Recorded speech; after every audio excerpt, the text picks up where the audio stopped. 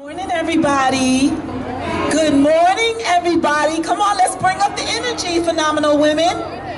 My name is LaLa Middleton, and I stand before you today.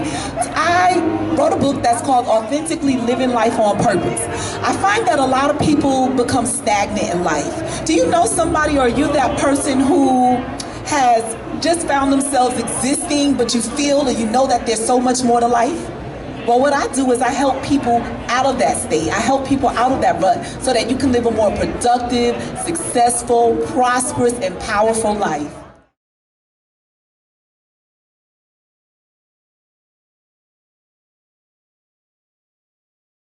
Tell us what happened in your life that caused you to step out now and walk in this destiny.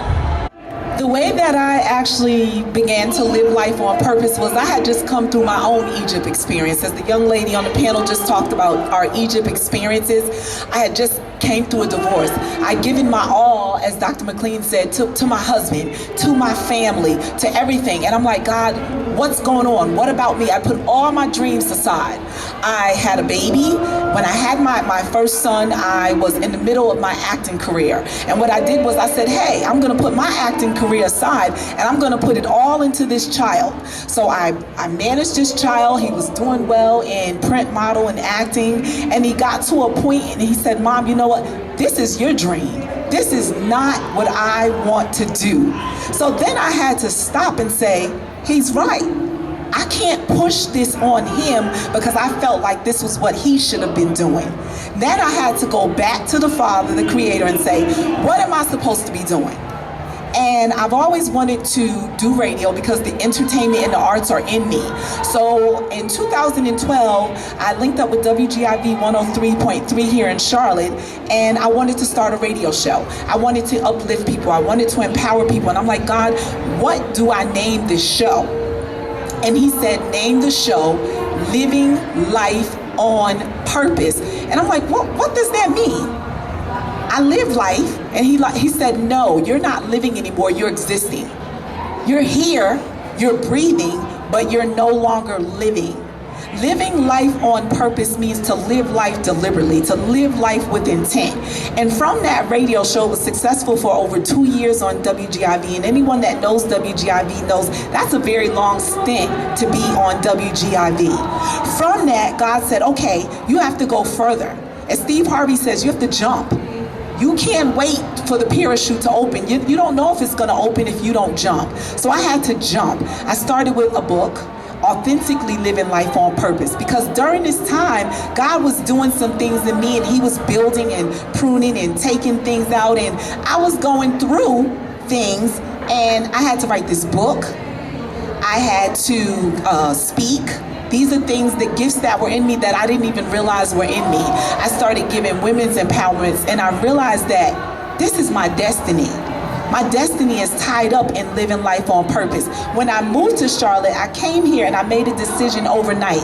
And I knew that I was supposed to come back. I said I'll be back in 3 months because my destiny is tied up here. So when you step into God's plan of what it is that he has for you, your purpose, your passion, all the doors will open. Every single thing will line up. When I was asked to speak on this panel, I'm like, how do I balance life? How do I balance my family? How do I balance my career? Next Saturday, I'm in a play. Today, I'm here. I have 2 kids, 23 and 12. I have 2 businesses. I said, God, I really don't know. You just have to jump. You have to do it. What's balanced for me may not be balanced for you, but you have to find out what works. You have to keep God first in everything. You'll never come in second. And I promise you, if you listen to him, listen to the guidance of the Holy Spirit, he'll tell you exactly what to do. We have to stop living in fear, and we have to step out on faith and live an authentic life. Excellent. And that leads right into my next question. So you talked about many of us are existing instead of living. So thinking about living, what are the non-negotiables in your daily routine that are a must?